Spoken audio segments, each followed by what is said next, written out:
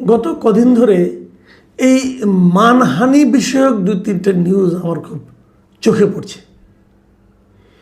কোনো একটা ঘটনায় কোনো একজনেরকে অপমান করা হয়েছে, তার মানহানি হয়েছে, এবং এটা নিয়ে যার মানহানি হয়েছে তিনি অবশ্য অতটা বিচলিত নন, কিন্তু তার কিছু সমর্থক খুবই উন্মত্ত এবং তারা বেপরোয়া।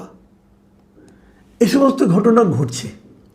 প্রথম ঘটনাটা ঘটেছে আমাদের প্রধানমন্ত্রী জনাব তারেক রহমানকে নিয়ে একটা মন্তব্য করেছেন জাতীয় গণতান্ত্রিক পার্টি মানে জাগপার একজন নেতা। উনি জাগপার সহসভাপতি এবং একই সঙ্গে স্পোক্স পারসন মিস্টার রাশেদ প্রধান। উনি কিছু কথা বলেছেন। এই বলার কারণে বিএনপির কর্মী সমর্থক ছাত্রদল অথবা যুবদল এই ধরনের যারা আছেন তারা খুবই দুঃখিত হয়েছেন এবং তারা মনে করেছেন তাদের নেতার মানহানি করা হয়েছে, নেতাকে অপমান করা হয়েছে। অতএব এর চিকিৎসা কি?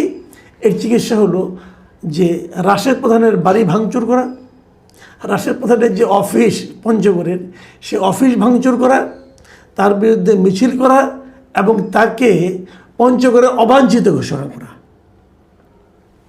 এই যে কাজগুলো তারা করেছেন এর কোনোটাই কিন্তু আইনের মধ্যে পড়ে না, কিন্তু তারা এটা করেছেন এবং প্রকাশ্যেই করেছেন। তাহলে আপনি ওনার অফিস ভাঙচুর কেন? আপনি স্লোগান দিতে পারেন, আপনি মিটিং করতে পারেন, এটা নিয়ে আপনার প্রতিবাদ করতে পারেন, কোনো সমস্যা নেই, কিন্তু তার অফিস ভাঙলেন কেন? এটা জিজ্ঞাসা করাতে যারা এই কাজটা করেছেন পঞ্চগড় জেলা যুবদল এবং যুবদলের যে সাধারণ সম্পাদক তিনি বলেছেন যে আমরা কোনো মিছিল আর মিটিং করেছি এবং তাকে অবাঞ্ছিত ঘোষণা করেছি, কিন্তু জাগপা অফিসে ভাঙচুর করেছে বিক্ষুব্ধ জনতা, আমরা না, ওটার সঙ্গে আমাদের কোনো সম্পর্ক নেই। তো এই বিক্ষুব্ধ জনতারা কারা? যদি আপনি ভিডিও ফুটেজ দেখবেন, যদি দেখবেন যে বিক্ষুব্ধ জনতা এবং তাদের নেতাকর্মী এদের মধ্যে বেসিক্যালি খুব একটা পার্থক্য নেই। তো এই কাজ তারা করেছেন।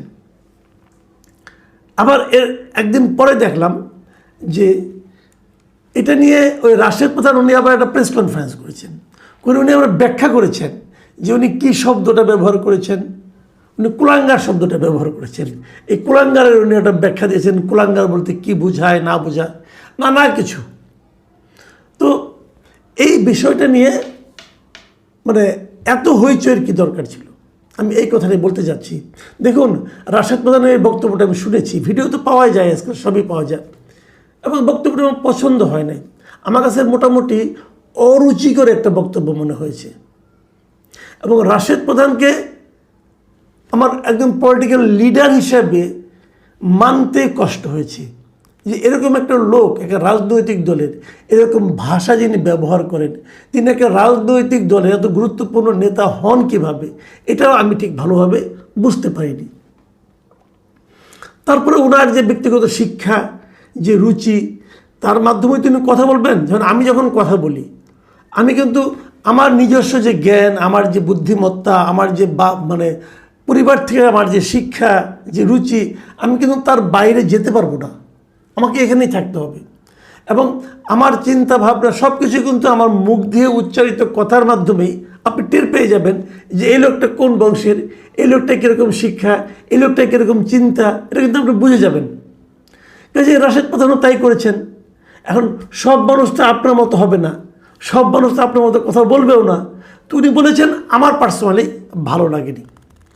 আমি ওনার নিন্দা করতে আমি মনে করি উনি এই জন্য আমার কাছ থেকে অন্তরকে নিন্দা পেতে পারেন এই সমস্ত শব্দ ব্যবহারের জন্য। কিন্তু প্রশ্ন হলো তার প্রতিক্রিয়ায় এই মানে দলের যারা নাকি নেতা কর্মী যারা তারা যে আচরণটা করলেন সেটা কি, সেটাকে আপনি কি বলবেন? সেটা নিয়ে আমার যে প্রশ্ন সেটা হলো, দেখুন একটা কথা বলি, রাশেদ প্রধান কত বড় নেতা, এর নাম তো আমি আগে ভালোভাবে জানতামও না। আপনি জানতেন? আমার তো সন্দেহ আছে যে এই লোকটা কে। জাগপা নামে যেটা পার্টি ছিল, এটা শফিউল আলম প্রধান যখন ছিলেন তখন মাঝে মাঝে নানা রকম অঘটন দিয়ে উনি আলোচনায় আসতেন। শফিউল আলম প্রধানে কিন্তু বাংলাদেশের রাজনীতির ইতিহাসে ভালো ঘটনা দিয়ে খুব একটা প্রচার নেই। কিন্তু ওটা নিয়ে বিএনপির যারা অঙ্গ সংগঠন, যে এই যুবদল ছাত্রদল, তারা যে কাজটা করলেন সেটাকে আপনি কী বলবেন? ছোট্ট একটা জায়গায় ছোট্ট একটা নেতা অশ্লীল একটা কথা বলেছে, তাতে আপনি ক্ষুব্ধ হয়েছেন। ক্ষুব্ধ হয়ে আপনি এমন এমন কাজ করেছেন, আপনার কাছে মনে হয়েছে আপনার নেতার জন্য এই শব্দটা প্রয়োগ করা রাশেদ প্রধানের ঠিক হয়নি। তো ক্ষুব্ধ হয়ে আপনি এমন এমন কাজ করেছেন যে ঘটনাটা এখন পুরো দেশের লোক জেনে গেল। আপনার নেতার মান সম্মান কি আগের তুলনায় বাড়লো না কমলো? আপনি তারেক রহমানকে জিজ্ঞাসা করেন, উনি বলবেন আমার তো কিছু হয় নাই। ওনার কিছু হয় নাই। কিন্তু শোনেন, ধরেন একটা বিশাল গাছ, সেই গাছকে যে আপনি একটা লাথি মারলেন, গাছ ভেঙে পড়বে? যদি সেটা মনে করেন একটা বট গাছ হয়, ভেঙে পড়বে? আপনি যদি বারবার লাথি দেন, আপনি ব্যথা পাবেন। যারা দেখবে আশেপাশে তারা ভাববে এই লোকটা কি পাগল নাকি? গাছের কিছু হবে? হবে না। কিন্তু তো তারেক রহমানের তুলনায় রাশেদ প্রধানের অবস্থান ওরকম। তো রাশেদ প্রধান কি বললো না বললো, তারেক রহমানের কি আসে যায়? ওনার কর্মী নামধারী এই মূর্খগুলি, ওনার কর্মী নামধারী এই যে লোকগুলি মূর্খ, যুবদল, ছাত্রদল, এই যে মূর্খ, তারা করলো কি, এই ঘটনা পুরো দেশে ছড়িয়ে দিল। বলল, জানেন আমাদের মহান নেতার নামে এই লোকটা এই শব্দটা ব্যবহার করেছে। লাভটা কি হলো? এই লোকগুলি কেন করে? এই যে মানসিকতাটা কেন? ওরা কিন্তু তারেক রহমানকে ভালোবেসে এই কাজটা করে না। ওরা তারেক রহমান অথবা দলের কাছে জানাতে চায় যে আমরা এই কাজটা করেছি, আমরা আমাদের নেতাকে কত ভালোবাসি, এই তার প্রমাণ। এটা ভালোবাসার প্রমাণ নয়, এটা বরং আইন নিজের হাতে তুলে নেওয়ার একটা প্রবণতার প্রকাশ। একই সঙ্গে নেতা, শুনেন, কারণ নামে যদি কিছু হয়, আপনার যদি এটাকে ঢেকে রাখা, ওটাকে ছড়িয়ে দেওয়ার মাধ্যমে কিন্তু আপনি কিছু লাভ করলেন না। আপনার বরং তারেক রহমানের মানসিকতাটা একবার বোঝার চেষ্টা করেন। একটা ঘটনার কথা বলি। অনেক আগে 2009 সালে, মানে 2008-এর যে নির্বাচন হয়েছিল, সেই নির্বাচনে বিএনপির পরাজয়ের পরপরই যখন আওয়ামী লীগ ক্ষমতায় এলো, তখন বিএনপির একটা জাতীয় কাউন্সিল হয়েছিল। সেই কাউন্সিলে তারেক রহমানকে সিনিয়র ভাইস চেয়ারম্যান পদে মানে নির্বাচিত করা হয়। এবং সবাই জানেন যে চেয়ারপারসন ছিলেন খালেদা জিয়া। ওনার কারণে ওনার পুত্রের এই বড় পদ পাওয়া, মানে উনি দ্বিতীয় মানে প্রধান ব্যক্তিতে রূপান্তরিত হলেন। এবং ওই সময়ে মেহেদী আকরম, একজন আমাদের কার্টুনিস্ট আছেন, উনি একটা ব্যঙ্গচিত্র আঁকেন তারেক রহমানকে নিয়ে। এবং সেই চিত্রটা আপনারা দেখেছেন, আমিও দেখেছি একবার, আবার দেখুন আরেকবার, যে এখানে বেগম খালেদা জিয়া উনি তারেক রহমানের মাথায় একটা মুকুট পরিয়ে দিচ্ছেন। এই যে কার্টুনটা, এই কার্টুনটা দেখলে আপনাদের কাছে কেমন মনে হয়? এখানে কি তারেক রহমানের চেহারা ঠিকমতো আঁকা হয়েছে? এখানে কি খালেদা জিয়ার চেহারা ঠিকমতো আঁকা হয়েছে? বলুন, হয়নি তো। এখন আপনি যদি বলেন যে খালেদা জিয়ার চেহারা এরকম বিকৃত করে আঁকা হলো কোনো, অতএব মেয়েদের হকরা মারো, বলতে পারেন, এই সমস্ত লোকরা বলতেও পারে। কিন্তু তারেক রহমান কী করলেন? এত বছর পরে সেই কার্টুনটা উনি ওনার নিজের ফেসবুকে এই গত বছরের মে মাসে উনি কিন্তু শেয়ার করেছেন। এবং শেয়ার করে উনি বলেছেন যে এই যে বিষয়গুলো, এই যে সাংবাদিকদের যে মত প্রকাশের স্বাধীনতা, এটা থাকা উচিত। এই ছবিটা নিজে শেয়ার করে এটাকে উনি সাংবাদিকদের মত প্রকাশের একটা নমুনা হিসেবে উপস্থাপিত করেছেন। নিজেকে নিয়ে কার্টুন যদি উপস্থাপন করতে পারেন, সেই নেতার অনুসারী হওয়ার চেষ্টা করেন। সেই নেতার অনুসারীরা কিন্তু মানুষের বাড়িঘর যে ভাঙবে না। ওই ট্র্যাডিশনাল পলিটিক্স ছেড়ে দেন ভাই।